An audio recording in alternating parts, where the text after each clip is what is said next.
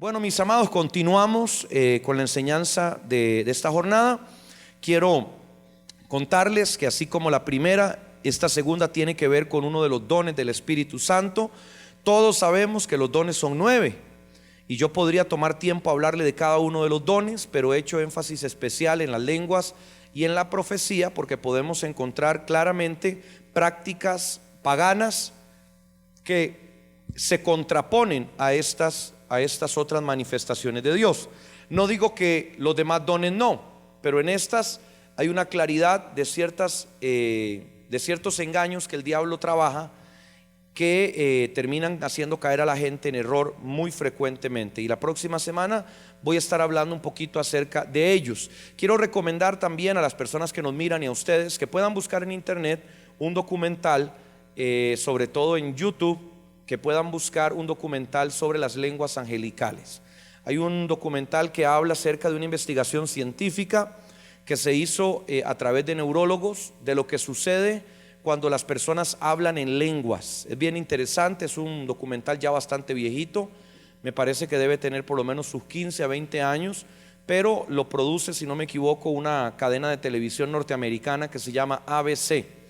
Y bueno, arroja cosas interesantes. Ellos no toman una postura espiritual ni tampoco anti-espiritual, pero nosotros podemos sacar una enseñanza de eso.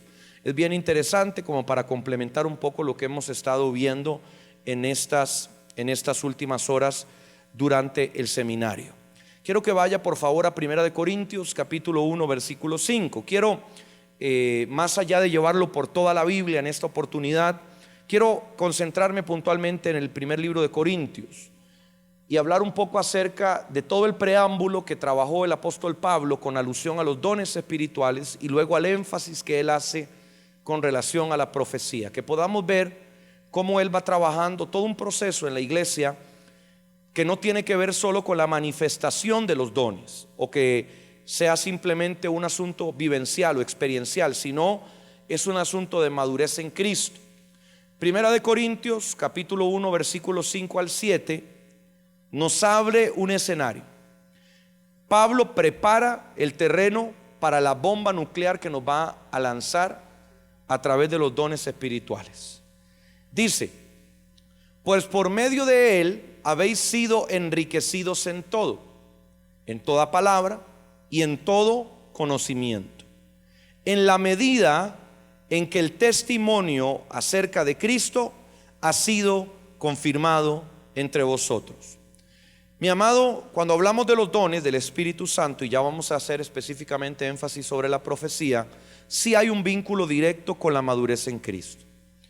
Yo puedo llegar a determinar muchas manifestaciones cristianas donde no necesariamente está involucrada la madurez en Dios, pero los dones inevitablemente tienen que darse en medio de personas maduras. Y cuando hablo de esto no quiere decir que un inconverso, o más que un inconverso, un recién convertido no pueda ser lleno del Espíritu Santo y hablar en lenguas. Claro que puede hacerlo. Sin embargo, la consistencia de todos los dones del Espíritu fluyendo en la vida de una persona es el resultado de madurez en Cristo Jesús. No es el resultado de un intento o de un momento de éxtasis o de frenesí. Es mucho más que eso. Y Pablo nos lo está diciendo: ustedes han sido enriquecidos en todo. Y hace énfasis en palabra y conocimiento. Cuando hablamos palabra, puntualmente se nos habla de logos, palabra escrita. Y luego dice conocimiento. Está haciendo alusión directa al rema, palabra revelada. No es lo mismo conocer que haber experimentado. No es lo mismo decir algo con información que por revelación personal. Entonces Pablo separa estos dos elementos y nos dice: ustedes son el resultado de conocer la palabra y de vivir lo que han aprendido. Sigue diciendo: de tal manera que nada os falta en ningún don. Importante ahí. Alguna vez teniendo yo mis capacitaciones, algunas personas en un discipulado, en un entrenamiento ministerial que yo desarrollo, le preguntaba a algunos que cuáles eran sus dones. Y más de alguno así bien atrevidamente me decía: bueno, yo tengo 1, tengo 2, tengo 3, tengo 4, tengo 5, tengo 6, tengo 7. Bueno, cartón lleno, ¿verdad? Entonces, cuando uno le dicen eso, pues uno realmente pues no se sorprende, sino que duda si será cierto o no será cierto. No es fácil, mi hermano. Los dones espirituales son verdaderos tesoros, y llegar a poder tenerlos todos es algo que cualquier creyente debería anhelar, pero también cualquier creyente debería saber que no es fácil. Sin embargo, Pablo nos alienta a que tengamos todos los dones espirituales. No se sacie con lo poquito que tiene, con 1, 2 o 3 dones. Vaya por todo. ¿Cuántos dicen amén? Pero vea esto: mientras esperáis la manifestación de nuestro Señor Jesucristo. En algún momento hay un versículo que habla acerca, en Efesios, acerca de los ministerios: apóstol, profeta, evangelista, pastor y maestro, y dice que estos van a estar vigentes hasta que hayamos sido llevados a la unidad de la fe, a la estatura del varón perfecto, y hace una explicación de varias cláusulas de rescisión, o sea, cuando los ministerios van a dejar de existir. Y en el caso de los dones es lo mismo. Hay gente que dice que ya las lenguas no existen, que ya la profecía no existe, y este versículo niega esa idea, contradice tajantemente esa idea, y dice claramente que esto va a ocurrir, se va a mantener vigente hasta que tengamos la manifestación de nuestro Señor Jesucristo. Y no está haciendo referencia obviamente a salvación, está haciendo referencia a su segunda venida en gloria. Y usted y yo todavía estamos esperando que el Mesías regrese. ¿Quién dice amén? Entonces seguimos gozando de los dones del Espíritu manifestados en la iglesia. Quiero que vaya ahora al primer capítulo de 1 Corintios, pero avance al versículo 26 al 29. Vamos a leer algo interesante, porque Pablo cada vez se va volviendo más espeso. El hombre va haciendo la sopa más densa, nos va llevando poco a poco y nos va metiendo en profundidades. Hermanos, fijaos en que Dios os ha llamado a pesar de que entre vosotros hay pocos sabios. Vea qué piropo. O sea que nos llamó a pesar de que entre nosotros no hay muchos sabios. Vea qué lindo se lo dijeron. Según los criterios humanos, y pocos poderosos, por si alguno no se creía sabio pero se creía poderoso, o pertenecientes a familias importantes, o sea, nos quitaron el pedigrí. Y es que para avergonzar a los sabios, Dios ha escogido a los que el mundo tiene por tontos. Sonríale al que está a su lado de mi parte, por favor. O sea, Pablo nos agarró de trapeador y nos está haciendo limpiar toda la casa. Primero nos dice que no hay muchos sabios entre nosotros, ni poderosos, ni familias importantes, y que además Dios nos escogió porque lo que quiere es avergonzar a los sabios con los tontos. Vea qué lindo. Hay gente que usa ese versículo, ¿verdad? Y cuando lo lee dice amén. No, ¿cuál amén, hermano? Piense lo que está diciendo. Está bien que usted se goce en la palabra, pero Pablo no está haciéndole a usted una alabanza, no le está diciendo wow, qué tremendo eres. No, le está diciendo ubíquese. Le está diciendo guarde la dimensión, no se salga del espacio que usted tiene destinado para moverse. Y esto es un elemento vital si usted lo analiza desde la perspectiva que Pablo todavía no nos habla de los dones del Espíritu. O sea, Pablo está trabajando con un elemento que es muy incómodo en toda persona, y ese es su orgullo. El orgullo, para abordar los dones del Espíritu, es el peor aliado que usted puede tener.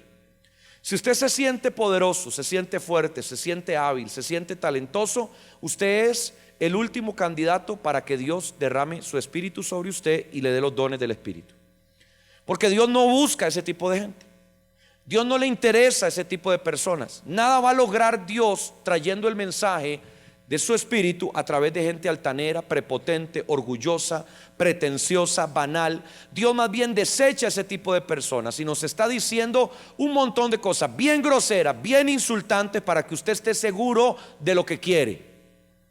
Es como cuando usted va a buscar un trabajo y se lo ponen tan feo que usted va a tener que hacer lo peor de lo peor de lo peor, como para que usted diga no quiero. Y que si realmente dice que quiere es porque realmente eso es lo que usted anhela. Vea lo que sigue diciendo. Y para avergonzar a los fuertes ha escogido a los que el mundo tiene por débiles. Dios ha escogido a la gente despreciada, vea qué lindo, y sin importancia de este mundo. Es decir, a los que no son nada, apenas como para ir a una terapia así de reanimación, de rehabilitación, ¿verdad? De que usted tiene problemas de autoestima, ahí va a estar este versículo para alentarlo. A los que no son nada, para anular a los que son algo. Así nadie podrá presumir delante de Dios. La intención es clara. Pablo nos está tirando duro, nos está tirando rastrero, nos está tratando de impedir el avance en la lectura. Si usted sigue leyendo es que usted es intrépido. Usted tiene que estar seguro si quiere seguir leyendo un versículo así. Es evidente que Pablo quiere estar claro en quién va a recibir los dones. Nosotros tenemos que saber que el Espíritu Santo hoy tiene la misma actitud de atalaya sobre lo que Él entrega. Él no le va a dar sus tesoros a gente incorrecta, porque más que bendecir puede traer destrucción. Los dones del Espíritu en manos de gente malvada pueden hacer mucho daño en frente o en la iglesia. Corramos ahora al segundo capítulo, versículo 3. Este no está tan furry, no se preocupe. Primera de Corintios capítulo 2 versículo 3 al 5. Y estuve entre vosotros con debilidad, con mucho temor y temblor, y ni mi palabra ni mi predicación fueron con palabras persuasivas de humana sabiduría. Esto me parece emocionante, sobre todo desde la perspectiva de quien nos quiere enseñar algo.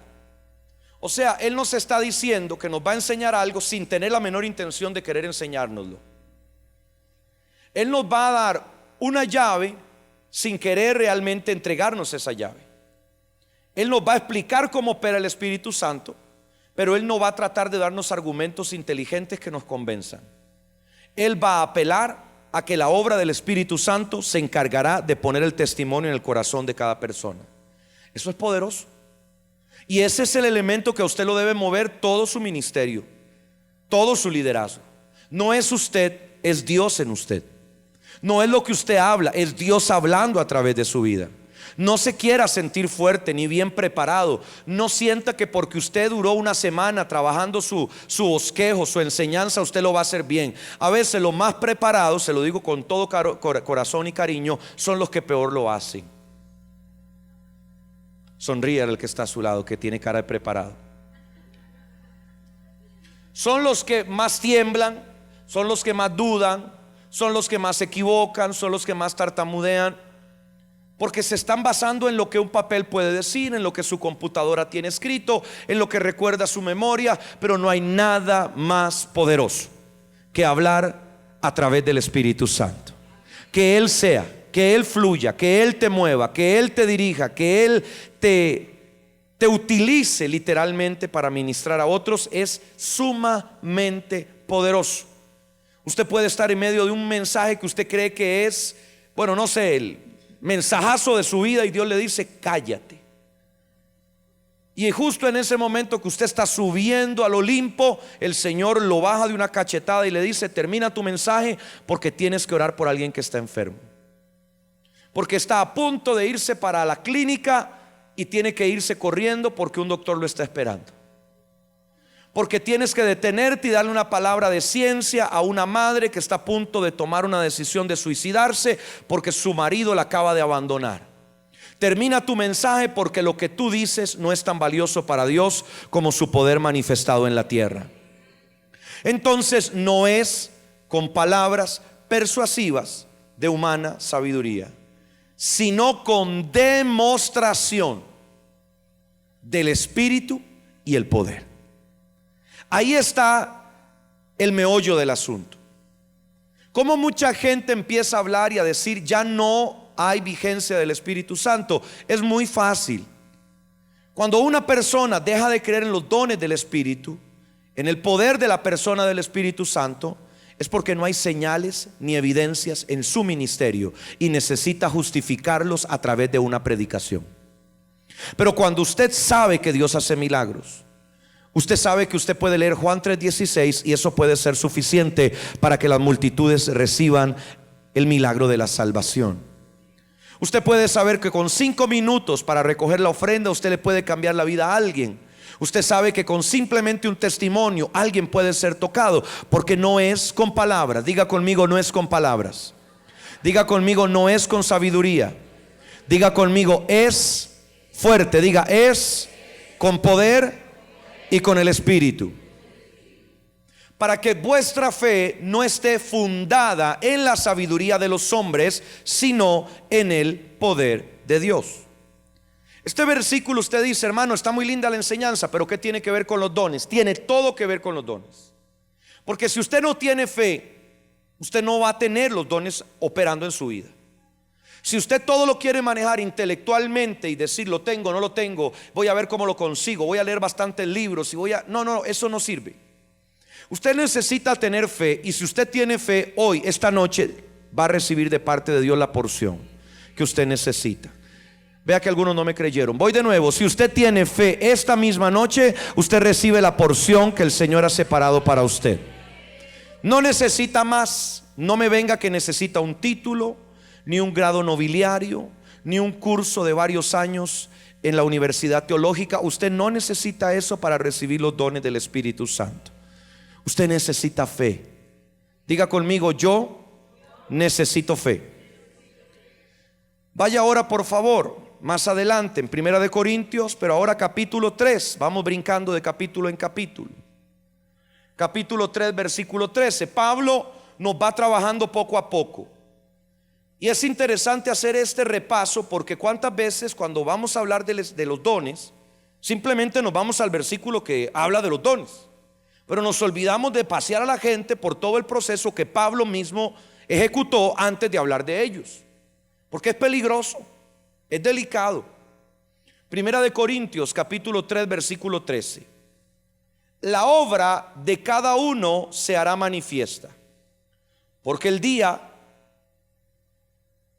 la pondrá al descubierto, pues por el fuego será revelada. La obra de cada uno, sea cual sea, el fuego la probará. Si permanece la obra de alguno que sobreedificó, él recibirá recompensa. Si la obra de alguno se quema, él sufrirá pérdida, si bien él mismo será salvo, aunque así como por fuego. El versículo se parece mucho a los primeros que leímos, pero con otro color, porque Pablo ya no nos está tratando de tontos, ni de pocos sabios, ni de fatuos. Nos está tratando, o más que tratando, nos está advirtiendo que nos van a rostizar. ¿Qué le parece? A usted lo van a meter en ese horno. Usted ha visto a los pollos que dan vuelta cuando los van a preparar para... Bueno, asiéntase así, mi hermano. Así lo van a meter a usted. Y cuando usted lo den vuelta en medio del horno, usted va a sentir que todo le duele, que ya no aguanta, que no tiene fuerzas, que para qué se metió en esto, que para qué sirve a Dios, que por qué le creyó a la profecía. Y usted va a sentirse literalmente como un pollo rostizado. Pero la palabra dice que después del fuego, lo que quede será evidencia de que es genuino. El fuego es importante. La prueba en nuestra vida es importante, porque sin prueba no hay evidencia de que lo que tenemos en nosotros es de Dios. ¿Cuántos de nosotros llegamos a albergar verdades, principios, enseñanzas que son totalmente falsas? Algunas son hasta ridículas. Y si el fuego no viene, la prueba no viene, usted no se da cuenta de que no eran reales, de que eran una fantasía, de que eran una payasada que usted se había inventado, que eran un temor infundado. No sé si usted alguna vez ha visto a esas personas que son así bien valientes, ¿verdad? Bien corajudas, ojalá con músculos y todo, estilo Schwarzenegger exactamente. Y aparece un ratoncillo y pegan el brinco sobre la mesa como un chiquillo de, no sé, de 3 años, que estaba viendo un león que se le viene encima. Ese tipo de reacciones son evidencia de personas que durante mucho tiempo aparentemente fueron procesadas para derrotar a una cosa tan insignificante como un ratón, pero realmente no tienen la capacidad de hacerlo. Así es el proceso del cual nos está hablando Pablo. Hay cosas que podemos aparentar, pero que el fuego deja en evidencia. Podemos guardar una imagen matrimonial de que todo está bien, de que estamos sólidos, de que nos amamos, pero cuando viene el fuego se empiezan a mover las piedras y usted se da cuenta que había algo que usted tenía que dejar, había un comportamiento que usted tenía que erradicar de su vida. Y así mismo en todo, en el área financiera lo mismo. ¿Cuánta gente se cree muy dadora hasta que Dios les quita todo? ¿Aló? Hay gente que le encanta el diezmo y la ofrenda mientras que tenga plata en la bolsa, pero el día que a usted le va mal, usted se le olvidan todos sus principios. Y a algunos les pasa eso. Viene el fuego y las verdades que usted creía aprendidas no las tiene tan aprendidas. Parece que alguien golpeó la piedra que acabo de tirar por ahí, porque realmente no las vives. Cuando viene el momento de la dificultad, es ahí cuando trastabilleas. ¿Y qué pasa? Pasa que vuelves a comenzar un ciclo y vuelves a comenzar otro ciclo y nunca sales de ahí, porque no entendiste que el fuego era para evidenciar lo que estaba en ti genuinamente y lo que no era para desecharlo. Vaya ahora al capítulo 4, versículo 1 de Primera de Corintios, por favor. Este es uno de mis versículos favoritos. A mí me impactó cuando yo lo leí. Está en la versión Kadosh, el que yo le voy a leer.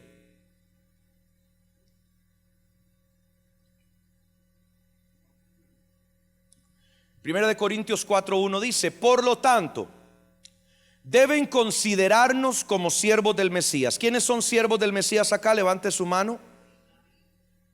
Lea aquí: administradores de la verdad secreta de Yahvé.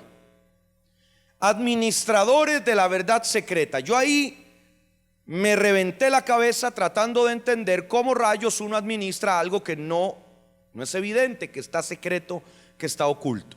Piense por un momento. Administrador de una verdad secreta. O sea que en algún momento usted tiene que vivir algo como si no fuera real, aunque usted sabe que es cierto. ¿Quién me siguió ahí?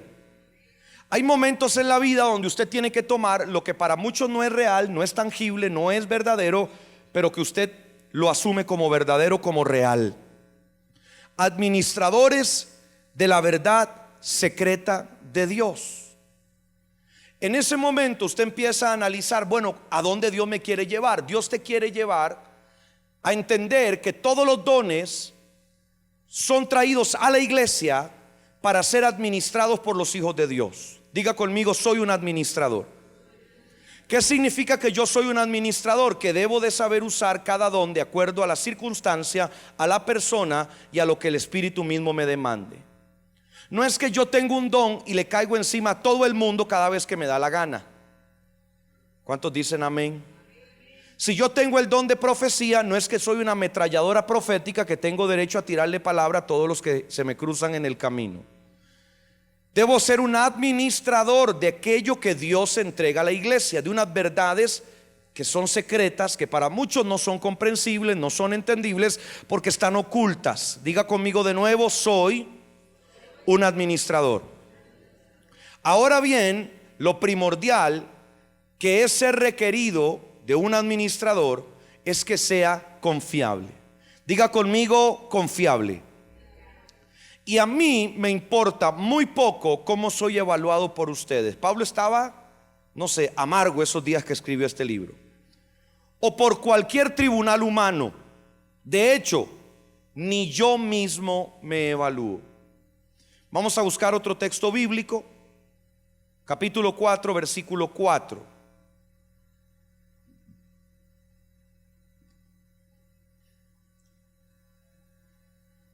Sin embargo, dice la palabra, sin embargo, el que mi conciencia no me acuse de nada, no significa que Dios me considere sin culpa. Vea qué interesante y cómo vamos vinculando cada verso. Es importante que luego usted estudie esto que estamos leyendo y que lo mastique bastante, porque de repente Pablo le agarra, yo digo, un ramalazo profético y dice: el que mi conciencia no me acuse, como que alguien lo estaba acusando, o se sentía acusado, o medio acusado, no lo sabemos, pero el que mi conciencia no me acuse de nada no significa que Dios me considere sin culpa. O sea, estamos vinculando todo a los dones. De repente hay un Pablo que es aquel que se jactaba de hablar más que todos en lenguas, que da cátedra sobre estas cosas y dice que yo mismo esté tranquilo con la operación de los dones, con la forma en la que me muevo en el ministerio, como actúo dentro de la congregación, no significa que Dios no me esté viendo equivocadamente. Eso es delicado, porque usted puede creer que está haciéndolo bien y no lo está haciendo correctamente. Usted puede sentir que usted está en la patineta del Espíritu Santo y no es la patineta del Espíritu. Usted agarró el tablón del diablo y está engañando a gente, manipulando, tergiversando la palabra. Siga leyendo acá, dice: y el que me juzga es el Señor. Por lo tanto, no juzguéis nada antes de tiempo. Esperad a que el Señor venga y saque a la luz lo que ahora está en la oscuridad y dé a conocer las intenciones del corazón. O sea, Pablo, además de que todavía no nos ha hablado de los dones, aunque ya nos va a hablar de los dones, nos está diciendo que muchas de estas manifestaciones van a dar frutos extraños. Piense en un fruto extraño de los dones, algo raro que usted haya visto, algo extravagante en una reunión, que usted dijo: nunca más lo volví a ver ni lo había visto antes. Que a usted lo haya impactado. Una vez a mí me impactó, por ejemplo, un hermano que agarró un alabastro de aceite y literalmente era como una pachita, diría un borrachín, ¿verdad? Una cosita así, y se la derramó encima a una persona adelante mío. Yo dije: qué tremendo. Pero no quería ser yo esa persona. Alguna vez un profeta aquí agarró un vaso y se lo vació en la cabeza a mi hermano Ronnie, se lo vació en la cabeza y luego rácatelas que lo reventó contra la pared. Y así usted podría seguir buscando y buscando en su memoria, en sus recuerdos, dependiendo del perfil de iglesia en el que usted haya estado, donde haya visto alguna cosa rara, extravagante, guiada por el Espíritu según lo que dice la persona que lo hizo, y usted diciendo: esto no me parece tan espiritual. A ver, seamos honestos, todos alguna vez hemos dicho eso. Esto a mí me parece más raro, me parece más un circo que otra cosa. Todos en algún momento lo hemos pensado alguna vez, y ahora en internet hay mucho material profético que provoca risa. Risa por lo falso y risa porque da risa. Y en una de estas vi a una persona que le dijo: está listo para lo que va a recibir. Y claro, uno está en ese momento diciendo: le va a caer la gloria, algo le va a pasar, y le vuelve a repetir: está listo para lo que va a recibir. Y el hombre le empieza a cerrar los ojos y le dice: amén. Y a la tercera le dice: está listo para lo que va a recibir. Y yo ya siento que le va a caer el fuego. Y el tipo le dice: sí, amén, amén. Y rácatelas que le da una cachetada en seco al pobre tipo. ¿Qué le parece? Yo dije: gracias a Dios que no era ese hombre, porque en ese momento le digo: no estaba listo, tome. O sea, mientras que yo digo todo esto, usted se ríe, usted sigue recordándose de toda clase de manifestaciones. Y algunas de ellas definitivamente nos ponen a dudar. Yo recuerdo, por ejemplo, una, y creo que es bien simbólica, y lo va a poner a usted en perspectiva, que cuenta el hermano Cash Luna. El hermano Cash Luna, si usted le revisa su testimonio, él habla de un momento muy impactante en su ministerio. Un hombre muy conocido en las naciones, milagros, campañas, una gran iglesia, un tremendo ministerio. Y él cuenta que en algún momento, cuando él no era conocido, era un pastor que estaba empezando, joven, con su esposa. Él cuenta que lo llamó un hombre que había sido profeta, ministro, y que estaba en un asilo de ancianos. Ya con imaginarse usted una persona en un asilo de ancianos, ya usted hasta sospecha, ¿verdad?, de alguna situación que haya ahí de demencia senil y todo lo que a veces se da en un asilo, tristemente. Entonces este hombre lo llama para darle una palabra. Y entonces dice el hermano Cash en su testimonio que él va al asilo de ancianos, se presenta donde este hombre con su esposa, y dice que él no tenía un alabastro, tenía un galón de aceite preparado para ungirlo. En aquel escenario el hombre le vuelca el galón de aceite y él andaba con un saco. Y él cuenta que literalmente el aceite le goteaba del saco y le caía el aceite. Y dice que el hombre le dio una palabra y le soltó el ministerio, digamos, le desató la palabra del ministerio que él más recuerda con el mover del Espíritu Santo.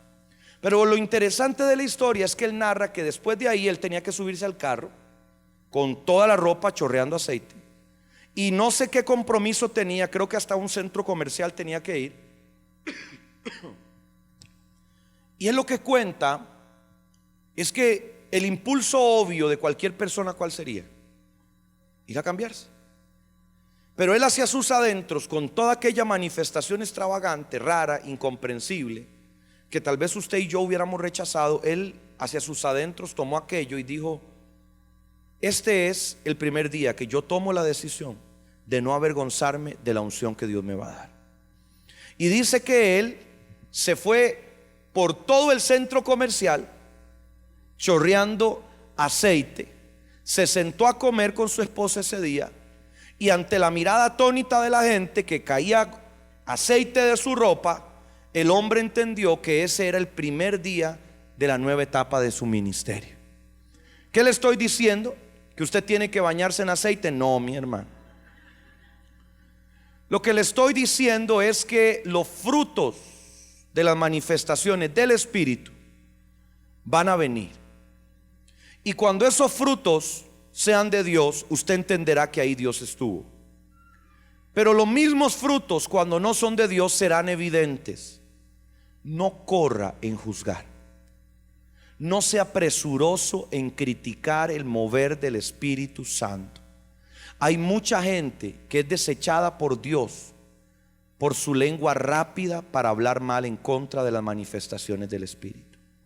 Yo alguna vez tuve una experiencia.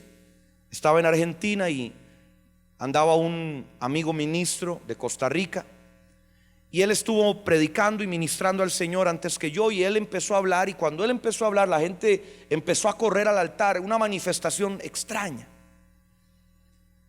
Ahorita no recuerdo con exactitud qué fue lo que él hizo, pero si no me equivoco él tomó una redoma también de aceite y la empezó a derramar ahí en pleno altar, y la gente corría como quien quería tocar el aceite. Era algo que chocaba.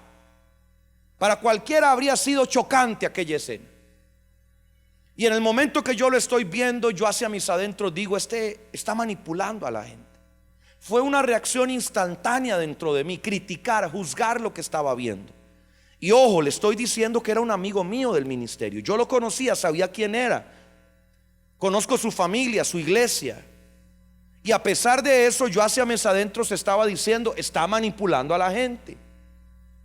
Pero asimismo, como yo escuché aquello en mi interior, también escuché la voz del Espíritu que me dijo: ¿lo quieres o no lo quieres?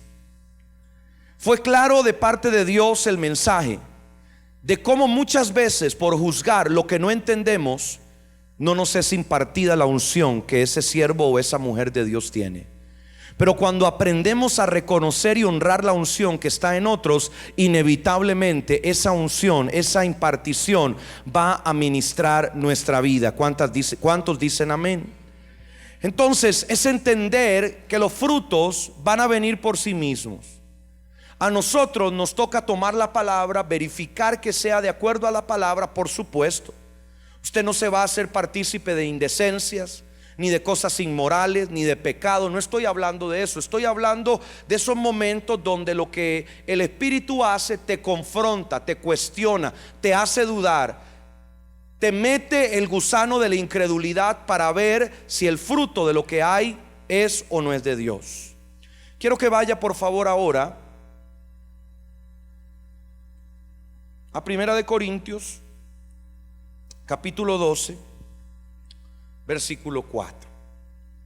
Después de que hemos hecho todo este recorrido, y este recorrido podría ser mucho más amplio, Pablo por fin nos da el tesoro de los dones del Espíritu. Primera de Corintios 12:4. Ahora bien, hay diversidad de dones, pero el Espíritu es el mismo. Hay diversidad de ministerios, pero el Señor es el mismo. Y hay diversidad de actividades, pero Dios, que hace todas las cosas en todos, es el mismo. Pero a cada uno le es dada la manifestación del Espíritu para el bien de todos. A uno es dada por el Espíritu palabra de sabiduría, a otro palabra de conocimiento según el mismo Espíritu, a otro fe por el mismo Espíritu, y a otro dones de sanidades por el mismo Espíritu, a otro el hacer milagros, a otro profecía, a otro discernimiento de espíritus, a otro diversos géneros de lenguas, y a otro interpretación de lenguas. Pero todas estas cosas las hace uno y el mismo Espíritu, repartiendo a cada uno en particular como Él quiere. Este verso comienza hablando de tres facetas en las cuales los dones del Espíritu se van a manifestar. Número uno, a través de los dones. Número dos, los ministerios. Número tres, las actividades. Es interesante estudiar este tema, aunque no es mi punto, porque cada área nos enfoca en diferentes operaciones. Si hablamos de los dones son 9, ya lo leímos. Si hablamos de ministerios son 5. Pero si hablamos de actividades, ¿de qué hablamos? ¿Qué es una actividad cuando estamos hablando de este rubro? Hablamos de cosas, por ejemplo, como visitar a las viudas, como orar por los enfermos, como ayudarle a los huérfanos, como ir a las cárceles a llevar el evangelio. Son tareas que no están supeditadas a una manifestación espiritual. Y dentro del ministerio del profeta hay mucha gente que no sabe diferenciar lo que es el don de profecía, y yo rápidamente le voy a explicar para que usted lo separe y lo anote. El don del profeta, el ministerio del profeta entra dentro de los ministerios por obviedad, y los ministerios son las herramientas que Dios usa para edificar a la iglesia, tanto cuando el Espíritu está derramado como cuando no lo está. Eso es bien sencillo, lo puede anotar. Si usted tiene los dones son las herramientas que Dios usa para edificar a la iglesia cuando el Espíritu está derramado. Y las actividades son las herramientas que Dios usa para edificar a la iglesia cuando el Espíritu no está derramado. Entonces, si usted y yo hablamos de los dones y lo comparamos con el ministerio del profeta, nos vamos a dar cuenta que el profeta, por su madurez, tiene la capacidad de profetizar en tiempo y fuera de tiempo, digámoslo de esa manera. Pero el don de profecía, igual que todos los dones, como requiere del derramamiento del Espíritu Santo, está condicionado por ese derramamiento. Usted va a decir, bueno, hermano, pero yo me junto en mi casa, nos ponemos a orar, el Espíritu viene y entonces yo profetizo. No, no es solo eso. Porque los dones no solamente están condicionados por el derramamiento del Espíritu Santo. Los dones también están, oiga esto, condicionados por supervisión. El apóstol Pablo dijo: el espíritu de los profetas está sujeto a los profetas. Entonces no basta con que usted me diga que el Espíritu se derramó y usted profetizó. No, usted puede profetizar, pero si usted tiene el don, usted tiene que estar expuesto por una autoridad que pueda fiscalizar lo que usted está haciendo. Si usted no tiene un llamado como profeta, no diga que usted profetiza cada vez que se le antoja sin que haya una autoridad que supervise lo que usted hace. Ay, hermano, pero ¿por qué es necesario eso? Eso es muy importante, porque si no, usted no aprende. Usted mete las patas y cree que lo está haciendo bien, y eso lo va a llevar a fracasar una y otra y otra y otra vez. Si usted realmente quiere aprender y quiere madurar, a usted no le va a molestar que alguien lo fiscalice. Va a ser necesario más bien que alguien lo fiscalice, que alguien le diga cómo puede usted mejorar, cómo puede hacer las cosas diferentes, cómo llevar el mensaje de manera más clara, cómo lograr discernir entre lo que es del Espíritu y lo que no lo es. Usted me dice, hermano, ¿Tener el don de profecía significa que un día seré un profeta? No. Hay gente que puede ser evangelista y tiene el don de profecía, pastor y el don de profecía, y nunca llegan a ser profetas. Pero todo profeta, por supuesto, sí debe tener el don de profecía. Entonces estos elementos se van conjugando para entender, y quiero ahí ir cerrando. Se me ha ido un poquito el tiempo, pero creo que tengo suficiente para dejarle algunas ideas claras específicamente con relación a la profecía. Primera de Corintios capítulo 14 versículo 1. Y también busque o anote ahí para que estudie el libro de Romanos capítulo 12 versículo 6.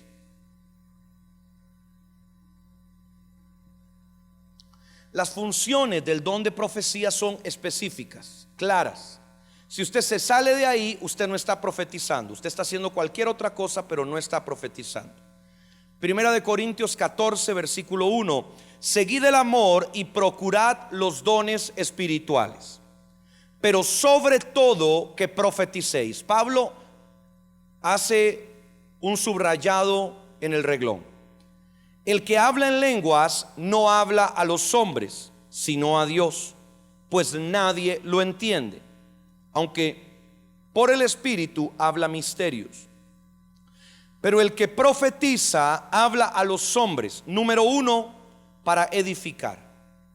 La profecía tiene que construir algo. La profecía no es una frase loca que yo le suelto a alguien para dejarlo mal de la cabeza y sin dormir durante semanas. Eso no le ayuda a nadie. Si su profecía no está edificándolo, tiene que cambiar la manera en la que usted está ministrando. También dice que exhorta. La profecía es utilizada bíblicamente para llamar la atención sobre el pecado. Y usted también tiene que saber lo que es exhortar y lo que es simplemente hacer un berrinche. Porque exhortar es cuando usted realmente desea el arrepentimiento de quien comete el pecado. Hay gente que exhorta, pero en realidad lo que hace es humillar a la otra persona, y la persona queda avergonzada, y en lugar de arrepentirse de su pecado, va a hacer su pecado donde nadie lo vea, que es diferente. La exhortación no tiene ese fin. La exhortación tiene también un protocolo bíblico, donde primero usted busca a la persona y le habla. No agarra un micrófono y le dice: usted que está ahí atrás, ¿verdad? Algunos que solo le falta decir: engendro, venga aquí adelante. Usted lo que hace es buscarlo en privado y hablar. Si la persona no se arrepiente de su pecado, si la persona no confiesa su maldad, usted luego tiene que dar otro paso y otro paso y otro paso en el protocolo. Usted lo puede buscar en la Biblia, no es mi tema, así que puede usted profundizar en eso. Sé que Dios le va a bendecir mientras lo hace. Dice que exhorta y que consuela. Si usted me pregunta a mí, toda profecía debería tener estos tres elementos, no solo uno. Porque si usted es de ese tipo de gente que le gusta andar exhortando, yo le digo a los hermanos que en el cuerpo son la bilis, ¿verdad? Porque todos como ácido, lo que dicen. Entonces, si usted tiene ese don de bilis en el cuerpo, usted con facilidad va a ser grosero, dañino, hiriente. Y eso no es lo que Dios busca. Si usted tiene estos tres principios claros, cada vez que usted profetiza, usted nunca le va a hacer daño a nadie. Usted siempre va a hacer algo que bendiga a esa persona. Si usted busca edificar, exhortar y consolar. ¿Qué significa consolar? Bueno, que algo viene que es mejor que lo que tienes. La profecía no es destructiva, la profecía no es ruinosa. La profecía te dice: no llores hoy, porque lo que viene será mejor. ¿Cuántos dicen amén? Y ahí muchos profetas tienen que enfocarse. Hermanos que me dicen: tuve un sueño, tuve una visión, Dios me mostró esto, ¿qué hago? Bueno, si usted no tiene claro qué tiene que hacer, ore.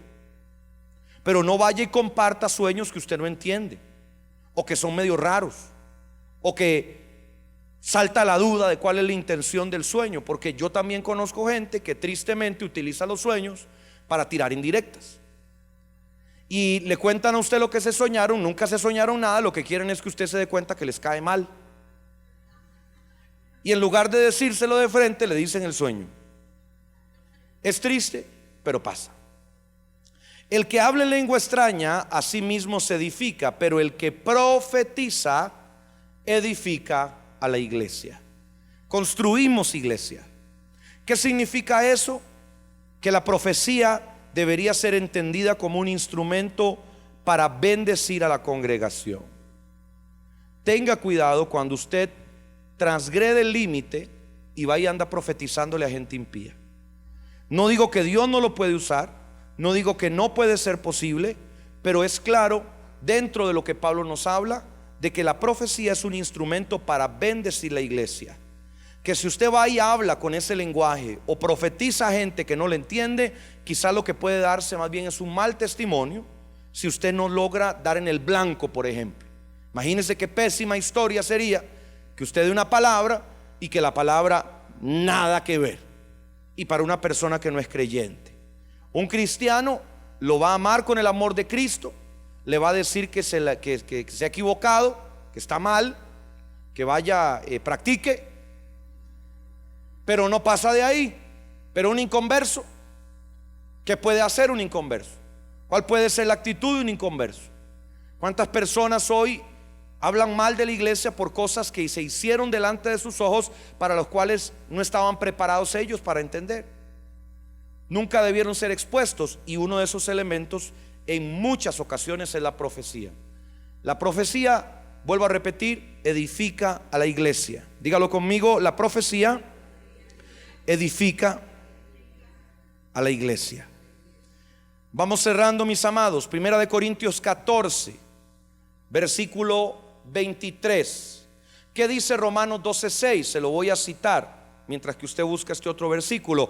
Romanos 12:6 dice: aquel que tenga el don de profecía, hable de acuerdo a la fe que tiene. Si usted se da cuenta, la palabra está ligada toda a través de principios. Estuvimos viendo que los dones se activaban a través de la fe, no por conocimiento, no por enseñanza. Los dones se activan a través de la fe. Aún yo puedo con la mayor convicción orar por usted y pedirle a Dios que lo llene, pero si usted no tiene fe, no va a pasar. Si usted no cree que Dios lo puede usar, no va a ocurrir. Entonces la fe es un elemento determinante en la manifestación de los dones del Espíritu. 14, 23 al 25. Si pues toda la iglesia se reúne en un lugar y todos hablan en lenguas y entran indoctos o incrédulos, no dirán que estáis locos. Pero si todos profetizan y entra algún incrédulo o indocto, por todos es convencido, por todos es juzgado.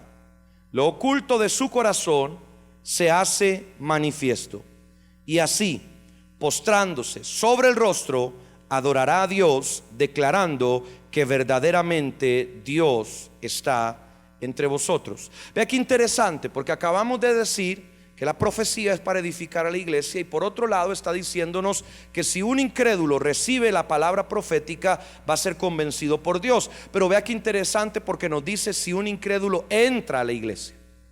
O sea, desde el momento en que el inconverso decide entrar por las puertas de la congregación, ya está haciendo una decisión voluntaria de exponerse a un movimiento espiritual. ¿Quién me está siguiendo ahí? Entonces, nuevamente nos refuerzan la idea que aún hablando profecía a una persona no creyente, debe ser en un ámbito de la iglesia, y como le repito, si es un don de profecía, debe estar sujeto a supervisión. Mi hermano, ¿cómo resolver estas cosas cuando no hay un policía siempre detrás tuyo persiguiéndote para ver cuándo recibes una palabra? Muy fácil: anote lo que recibe, escriba la visión y compártasela a su líder de cabecera, al ministro que más paciencia le tenga, gloria a Jesús, para que entonces esa persona le esté ayudando, le esté diciendo bien, le esté diciendo mal, le esté diciendo: te sacaste un 100, ahora te sacaste un 60, está malísimo. Y que constantemente usted esté sujeto a esa supervisión. No corra por profetizar. Lo mejor que puede hacer es tener una palabra certera que 10,000 que estén falladas. Primera de Corintios 14, 29 al 33. Ya esta es una dinámica muy propia de la profecía. Asimismo, los profetas hablen 2 o 3, y los demás juzguen lo que ellos dicen. Y si algo le he revelado a otro que está sentado, calle el primero, Podéis profetizar todos, uno por uno, para que todos aprendan y todos sean exhortados. Vea qué lindo lo que Pablo dice. Yo confío que Pablo tenía iglesias pequeñas, porque imagínense lo que es que todos ustedes se pongan a profetizar uno por uno. No acabamos mañana. Y que todos le pongamos atención, todavía es más difícil. Pero vea qué lindo lo que Pablo expresa. Dice que todos aprendían y también todos eran exhortados. O sea que se profetizaban los unos a los otros. No era nada raro, no era nada fuera de norma, era más bien bendición. Pero vea cómo al principio él dice que los profetas hablen 2 o 3.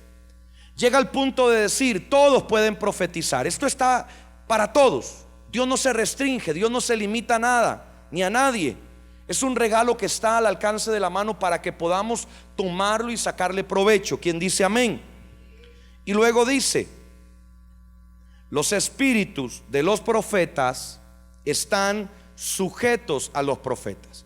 Pablo vio que usted y yo íbamos a llevar este seminario en el 2019 y nos adelantó este versículo bíblico. Y se imaginó el montón de hermanitos que iban a decir, yo tengo una palabra, yo quiero profetizar. Y entonces Pablo dijo, como yo ya sé que eso viene, entonces les voy a advertir que todo eso que viene dentro de su espíritu es bueno, pero tiene que estar sujeto a los profetas.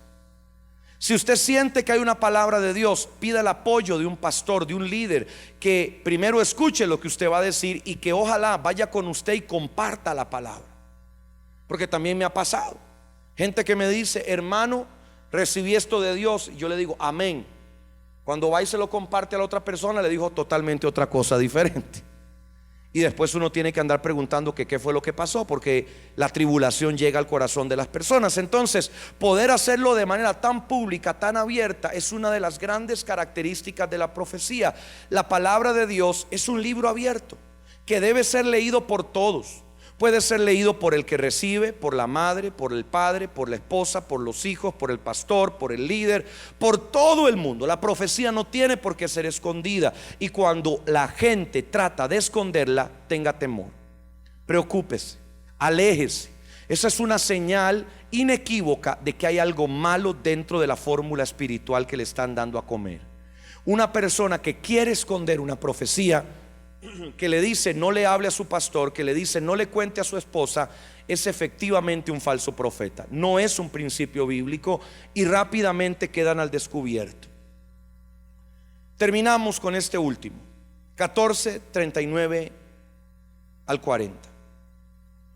Después de todo este hermoso recorrido, imagínense lo que va a hacer usted mañana en su devocional.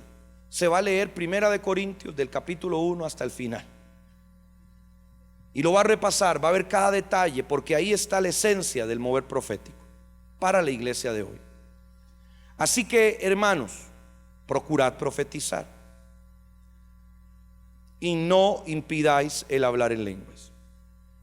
Pero hágase todo, diga conmigo todo. No lo escucho, diga conmigo todo. Hágase todo decentemente y con orden. O sea, Pablo todo lo lleva al pragmatismo. Si lo que usted va a decir, va a hablar, va a compartir, no bendice, no edifica, es indecente, es desordenado, no lo comparta. Cállese, haga silencio, ayúdele al mundo, guárdese lo que tiene, porque todo tiene que ser hecho decentemente y con orden. Vea que Pablo usa una palabra que no es necesariamente espiritual, y él sabe las locuras proféticas que a más de uno se le meten en la cabeza, y usa una palabra que más pareciera tener que ver con moral, con decoro, con integridad, con sano juicio, con sana conciencia, decentemente. No haga nada que salga, que haga exponer a las personas. No ponga, por ejemplo, yo le digo a la gente, no le ponga las manos a alguien en un lugar que no se va a ver bien. No le diga a alguien una palabra profética que usted no quisiera que escuchara a su pastor. No trate de hacer un acto profético que no pudiera ser visto por muchas personas. Trate de hacerlo todo con decencia y por último en orden. O sea, toda persona que se mueve en lo profético tiene que tener una autoridad, una cobertura, quien sea responsable de sus actos, quien dé cuenta de lo que usted hace. Es muy fácil, mi hermano, y yo se lo digo, yo viajo gracias a Dios mucho. Y cuando ya usted entra en esa dimensión del ministerio, es sumamente fácil ir de iglesia en iglesia soltando una palabra, dejando un versículo, haciendo un evento, y después usted desaparece. Y lo que usted dejó en esa iglesia puede destruir lo que un pastor le tomó edificar durante 20 años. En una sola reunión usted puede echarse por tierra la enseñanza de un ministerio de mucho tiempo. Y es fácil hacer las cosas de esa manera, pero tarde o temprano su pecado, su maldad lo terminará alcanzando. Nuestros frutos son nuestro mejor testimonio. El maravilloso mensaje de Jesús en algún momento fue: van a venir entre ustedes falsos profetas, lobos vestidos de ovejas. ¿Cómo van a saber que son falsos profetas? ¿Por lo que predican? No. ¿Porque hagan milagros? No. ¿Porque profeticen? No. ¿Cómo van a saber? Por sus frutos.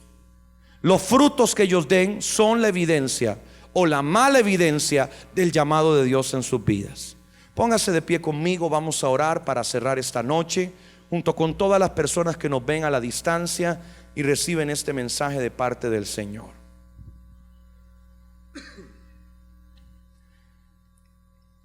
Bendito Espíritu Santo, después de haber recibido el mensaje de las lenguas y de la profecía como manifestaciones de tu Espíritu genuinas y verdaderas, queremos que saques de nuestro ser, de nuestro pasado, de nuestra memoria toda práctica errada de brujería, de hechicería, de paganismo, de idolatría, que haya rozado estas manifestaciones de manera equivocada, que haya tratado de moverse por adivinación, por maldiciones verbales, que hayan tratado de invocar conjuros, espíritus demoníacos, sesiones espiritistas, invocación de muertos. Señor, hoy nosotros nos separamos de esas prácticas, aún del pasado de nuestra familia, de nuestros ancestros, para pedirte que traigas lo genuino a nuestro hogar, que traigas lo genuino a nuestra familia, a nuestros hijos, que traigas lo genuino a nuestra vida. Llénanos, Espíritu Santo, con todos tus dones. Pero como tú mismo dijiste a través del apóstol Pablo, anhelamos sobre todo profetizar. Que en nuestra boca esté tu palabra, que en nuestra boca esté tu revelación, que nuestra mente sea tu mente, como dice Proverbios, que tus pensamientos sean nuestros pensamientos. Dalos a conocer, revélalos a nuestro espíritu. Lo anhelamos, Señor. Te damos gracias en el nombre de Jesús. Amén y amén. Démosle un aplauso final al Señor. Que Dios me los bendiga una vez más, mis amados. Que vayan con bien.